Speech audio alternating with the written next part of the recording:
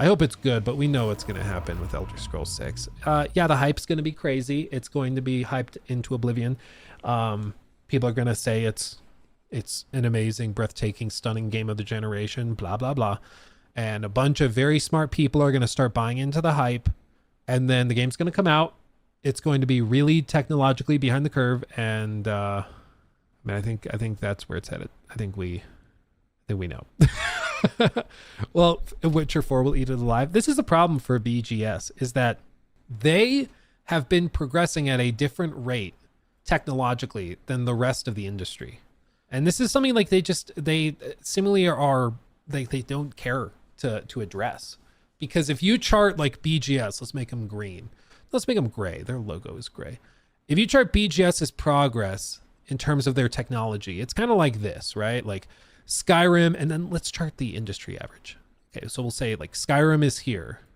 Fallout 4 is here. Fallout 4. Maybe I should do like a dip for Fallout 76, but we'll just keep it here for ease of viewing. Like Fallout 76, and then Starfield, and then Elder Scrolls 6. So this has been their chart. The problem is for the rest of the industry, it's kind of been like this. For the rest of the industry, even if you say Skyrim was about on par with what you could expect at the time, or even like a little better, what's happened is we've seen other games that have come out and other technological advancements in other engines, other teams. So Fallout 4 was like a little bit off from where everybody else was. It was still, I think, graphically pretty solid. I think it's a good looking game. Even now, I feel like it looks decent. It didn't run great. It had technical problems and polish problems at launch. It was pretty buggy, but not the end of the world. Not that far off, but certainly behind like The Witcher 3. And then we see like Fallout 76 significantly behind other MMOs releasing around that time. And, it also, like I said, probably should be down here because of how broken it was, but you get the point. And then Starfield comes out later and they've fallen even further. They have progressed, they've made improvements. This is trending up. It's just not anywhere near as fast as the rest of the industry. And as every year goes by, they fall further and further behind. And this gap gets even bigger because by the time that Elder Scrolls 6 launches, it's going to be launching next to, like you said, The Witcher 4. And The Witcher 4 will almost certainly be on par with modern tech. I mean, they've already partnered with NVIDIA for Cyberpunk. So almost certainly they're going to be pushing it that way. So I think it's very, very likely that Elder Scrolls 6 and The Witcher 4 will launch very, very, similar timelines, probably in the same fiscal year. And those comparison videos, those are going to do some major damage, I think. Because they've already confirmed Elder Scrolls 6 is using Creation Engine 2. They're using the same engine as this game. And they'll have some improvements, some tweaks, some new bells and whistles. But it's using the same engine as Starfield. They're not even pretending like they're going to overhaul it or anything. So, do you really think it's going to fix all the problems of Starfield? They're literally saying it's going to use the same stuff. I just don't get why these companies keep slamming their heads into a wall expecting a different result. Just one more Creation Engine game, guys. They'll love it this time. I think, when you listen to the interviews with Todd, there's a couple key pillars. It's our modders love it, which is true. Their modders are very used to the Creation Engine. That's what they know. That's what they're used to. It's true. I think it's easier for them to keep mods consistent if they do that. So that's one. The second one he brings up all the time is that the Creation Engine allows them to do things other engines couldn't, and it allows them to work quickly.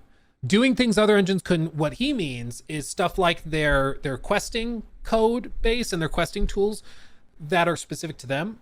Other engines don't have that, so they'd have to rebuild it if they moved or did, licensed out some other engine, which is what CDPR is doing right now. I mean, they've been rebuilding their own version of Unreal Engine basically with the help of Epic in order to get where they need it to be. So he's right there. Absolutely. They'd have to redo all of that. And then he says it allows them to work faster.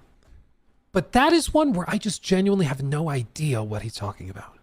Because without a doubt, zero doubt, we know that Bethesda is working slower than ever before. There is no question. We can compare not just gameplay hours. If you want to compare that with Shattered Space, took them a year to make versus something like Far Harbor, which was significantly longer, and they pumped that thing out in less than 6 months. And Nuka World another 6 months after that. So Like, they're not creating content faster. They're not fixing bugs faster. Like, there's nothing they are doing faster. So I have no idea. I have no idea what he's talking about there. But more than anything, maybe it's just that they feel like at this point, changing engines or updating something, whatever they would do to fix it, is just more of a headache than it's worth. Or the perhaps most damning answer is that, and the one that I suspect is probably true, is that they don't see a problem. And I think you can look at a lot of interviews and you look at some of the most hardcore fanboys and you can see how they could come to that conclusion. Those interviews with like Todd, where Todd says stuff like, he's asked, what do you think of the people that didn't like Starfield? What do you have to say to their critiques and stuff? And he says, well, Starfield had more players than any game we've ever made. It was the most polished game we've ever made. He doesn't really engage with the question. And I think it's like, maybe it is just denial. maybe, man. Like, it might just be that he's like, no, if you look at the numbers, we have more players than ever before. I'd be like, on Game Pass, yeah, you'd better. If you had less, that would be real bad. But I think he's able to just like, they're, as a team, as a company, they are able to look at these stats and then pat themselves on the back and be like, everything's cool. And I think that it's no surprise then when you understand that perspective, that maybe there's a little bit of denial. Ed Wedgie donated $9.99 through Super Chat. Thank you, Ed. They see a problem. Bro Todd knows games. I'm sad cause it's company profit. I think he knows that people view it as a problem, but does he think it's a problem? Because for him, he's like, okay, what defines a problem for them? Like, players aren't playing? Well, more players than ever are playing. Metacritic score? Starfield actually had a decent Metacritic score. Player engagement? They reported that their average player time as of like, I forget what it was, like 3 months, 6 months or something after launch, their average play time was like 40 hours, which is crazy. So for him, like, he's looking at all these metrics and he's like, what is the problem? Luke didn't like it that much? Boo-hoo. Like, how do you define it as a problem? What is the problem? The problem is that you don't like it as much as Fallout 4? As Skyrim? That's too bad.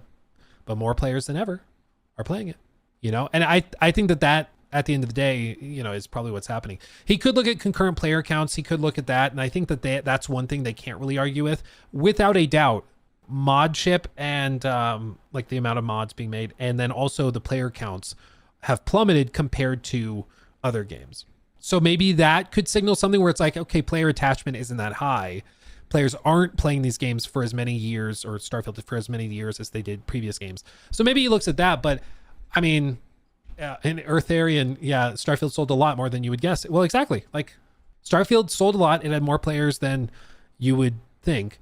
And yes, those players fell off pretty quick. You know, they're not playing the game the way that people still go back and play Fallout or even Skyrim. But for them, they're looking at their stats and they might not see a problem at all. They're like, you guys are talking about the engine issues. You guys are talking about technological shortcomings and this and that. But they may just consider it to be purely online issues, purely like, what did the Warner Brothers guy say about the Hogwarts Legacy stuff? I think he said, we consider all of those calls for boycotts a very online issue, which I think is probably right. Like, it's a very online issue. He's not wrong. Well, it's also a matter of perspective, you know, Happy Miro. Like, people complain about like iPhones, for example, the new iPhones every year. It's like, okay, so it's the same iPhone as last year, but now just more expensive. Okay, cool. Like, we complain about it all the time, but what happens? Millions upon millions upon millions of people upgrade to the newest iPhone.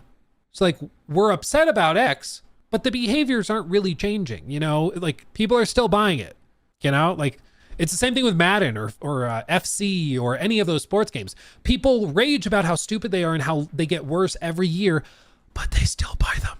Same with Call of Duty. They still buy it. So do they really need to fix anything? I mean, actions speak louder than words. People freak out about stuff verbally. People might be freaking out about Elder Scrolls 6 when it's announced and revealed. But if their behaviors don't change, if they still buy it, if they still do that, they don't need to change anything. It's like everybody memeing over like the 15th Skyrim port. And Todd, one day, he just kind of like let out a half joke where he was like, if you don't like it, don't buy it. But people keep buying them. And he's right. He's right. You're saying it's a problem, but your behaviors do not indicate a problem, you know? No one knew Starfield was going to be so bad we bought it because BGS. So they got 20 million sales off their name. I would have been more inclined to buy that argument if it was 2017. But after Fallout 76, I don't know how anybody could be like, yeah, they have a lot of goodwill with me. I don't understand how anybody could say that. Maybe they could compartmentalize it and be like, oh, well, it was like a separate thing. It was like a multiplayer game. And so that wasn't this team. So it's different. It's different. Maybe that's how they do it. I don't know. But it's like, I think that there's certainly a disconnect between some of the online discourse surrounding BGS games and what BGS considers to be the state of their games, which is fine. That's up for debate. But what's not up for debate is that they're putting stuff out slower than ever before. I think the quality of their work, specifically from like a creative perspective, is way less dynamic. I think, Shattered Space even demonstrates that really, really clearly. The writing quality has plummeted. I think that there's just a few things we can look at, regardless of more opinionated stuff, that we can quantify to show that something's changed. And I think it's probably that the team is just too big. I think it's too bloated, too bureaucratic. You listen to some of the dev talks at GDC or DICE, and it's very clear that that's what's going on. But we'll see. We'll see what happens to them.